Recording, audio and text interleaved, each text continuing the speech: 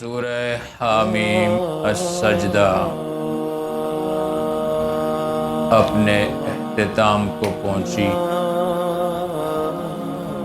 یہ سورت کی آخری آیتیں ہیں اور یہیں سے 25ویں سپارے کا آغاز ہو رہا ہے۔ اللہ تعالیٰ نے ان آیات مبارکہ کے اندر قیامت کے قطعی اور یقینی ہونے کو بیان کرنے کے ساتھ ساتھ اس کے بارے میں وہ بنیادی اور اصولی بات بیان کی ہے کہ اللہ نے اپنے سوا کسی کو قیامت کے بارے میں مطلع نہیں کیا، نہ کسی مقرب پیغمبر کو اور نہ ہی کسی مقرب فرشتے کو اللہ نے اس کی خبر دی ہے کہ قیامت کب آئی۔ حضور علیہ السلام سے بار بار سوال کیا گیا قیامت کے بارے میں، آپ نے فرمایا قیامت کی خبر اللہ ہی کو۔ ہاں، آپ علیہ السلام نے قیامت کی نشانیاں بیان فرمائی، اور ایک حدیث کے اندر نبی اکرم صلی اللہ علیہ وسلم نے قیامت کی 15 نشانیاں بیان فرمائی، جیسے حضرت ابو ہریرہ رضی اللہ تعالیٰ عنہ اور حضرت ابو امامہ باہلی رضی اللہ تعالیٰ عنہ نبی اکرم صلی اللہ علیہ وسلم سے روایت کرتے ہیں۔ یہاں فرمایا الیہ یرد علم الساعہ، قیامت کی خبر اللہ ہی کی طرف لوٹائی جاتی، یعنی اللہ کے سوا قیامت کے برپا ہونے کی قطعی اور یقینی خبر کسی کو بھی نہیں ہے۔ قیامت کے آنے میں کوئی شک نہیں ہے، قیامت ضرور آئے گی، لیکن کب آئے گی اللہ کے سوا کوئی نہیں جانتا، وہی جانتا ہے۔ اور اللہ کا ایسا علم ہے کہ کائنات میں کوئی چیز بھی اللہ کی نگاہوں سے پوشیدہ نہیں ہے، کوئی چیز بھی اللہ سے مخفی نہیں ہے، اور ایسی ایسی چیزوں کے بارے میں اللہ تعالیٰ جانتے ہیں۔ اتنی بڑی کائنات، فرمایا زمین سے اور دیگر کائنات سے ایک بالی، ایک کونپل زمین سے باہر نہیں نکلتی مگر اللہ کو اس کی خبر ہو۔ کوئی بھی پھل اپنے خوشے سے نہیں نکلتا لیکن اللہ کو اس کی خبر ہوتی ہے۔ کسی بھی مادہ کے رحم میں بچہ ہوتا ہے تو اللہ کو اس کی خبر ہوتی ہے۔ کوئی بھی مادہ، انسان ہو، جانور ہو، چھپایا مویشی، درندہ ہو، حشرات الارض، کیڑا مکوڑا ہو، وہ بچے کو پیدا کرتا ہے تو اس کی خبر ہوتی ہے۔ اتنا وسیع علم رکھنے والی ذات صرف اللہ کی۔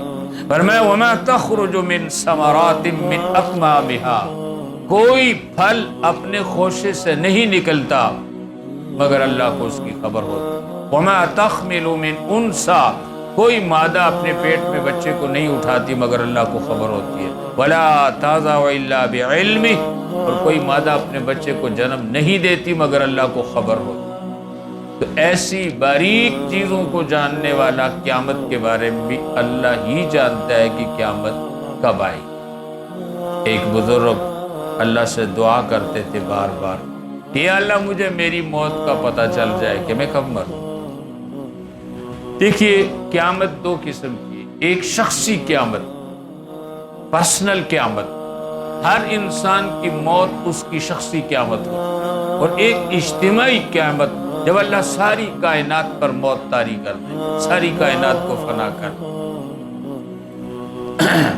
انسان مرتا ہے تو اس ہر آدمی کی موت کے ساتھ اس کی قیامت برپا ہو جاتی ہے۔ من مات فقط قامت قیامت ہو، جو مر گیا اس کی قیامت تو قائم ہو۔ موت سے بڑی کیا قیامت ہو؟ جو زندے ہیں ان کی قیامت ابھی نہیں آئی، اور اجتماعی قیامت جو ہے وہ نہیں آئی۔ تو اللہ رب العزت ہر انسان کی شخصی قیامت کو بھی جانتے ہیں، اور اجتماعی قیامت جو ساری کائنات پر آئے گی اسے بھی اللہ تعالیٰ جانتے ہیں۔ اللہ کے سوا کسی کو اس کی خبر نہیں ہے کہ قیامت کب آئے گی۔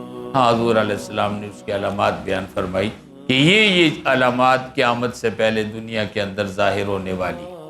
وَيَوْمَ يُنَادِيهِمْ أَيْنَ شُرَكَائِكُمْ، اللہ رب العزت جہاں قرآن حکیم کے اندر انسانوں کو قیامت کے بارے میں مطلع فرماتے ہیں اور اس کے واقع ہونے کو ضروری اور یقینی ٹھہراتے ہیں، وہی قیامت کے احوال بھی بتائے ہیں کہ قیامت کے بعد تمہارے ساتھ کیا کیا معاملات پیش آنے والے ہیں۔ دنیا کی زندگی کے بارے میں انسان سے پوچھا جائے گا، ساری زندگی کا عادت ہوگا ہر انسان کا، اور زندگی میں طاقت اور قوت کی دور کا خصوصی طور پر پوچھا جائے گا۔ جوانی اور شباب اور انسان کے جسم کی طاقتیں اور قوتیں جب اپنے عروج پر ہوتی ہیں، ان کا ضرور پوچھا جائے گا کہ تم اپنی طاقتوں کو کہاں بوسیدہ کر کے آئے۔ اور اسی طرح انسان نے اچھا جب برا عمل کیا، اس کے بارے میں بھی اللہ تعالیٰ پوچھیں گے۔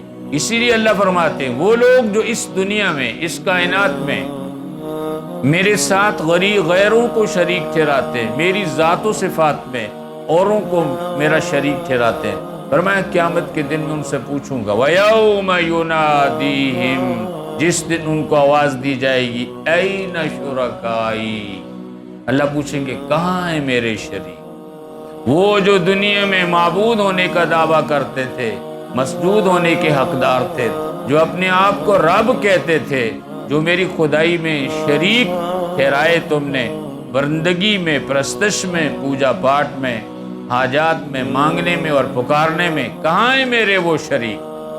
قالوا آذناک ما منا من شہید، اس دن مشرک بھی کہیں گے اللہ ہم نے تجھے صاف کہہ دیا ہم میں سے کوئی بھی اس کا اقرار نہیں کرتا کہ تیرے سوا کوئی شریک ہو ہے۔ اس آیت کریمہ سے معلوم ہوا کہ قیامت کے دن بھی لوگ جھوٹ بولیں گے، اللہ کے سامنے بولیں گے، اور قرآن کی ایک آیت میں آتا ہے قسم اٹھا کر کہیں گے اللہ ہم نے کفر نہیں کیا، شرک نہیں۔ علماء تفسیر فرماتے ہیں جس طرح دنیا میں انسان کو سچ اور جھوٹ بولنے پر قدرت ہے، اس طرح آخرت میں بھی اولاً لوگ جھوٹ بولیں گے، خیال کریں گے کہ جھوٹ بول کے شاید ہم اپنے آپ کو عذاب سے بچا لیں، اللہ بھی ان کو طاقت اور قوت دیں گے، لیکن پھر ایک وقت ایسا آئے گا کہ جھوٹ کوئی نہیں بول سکے۔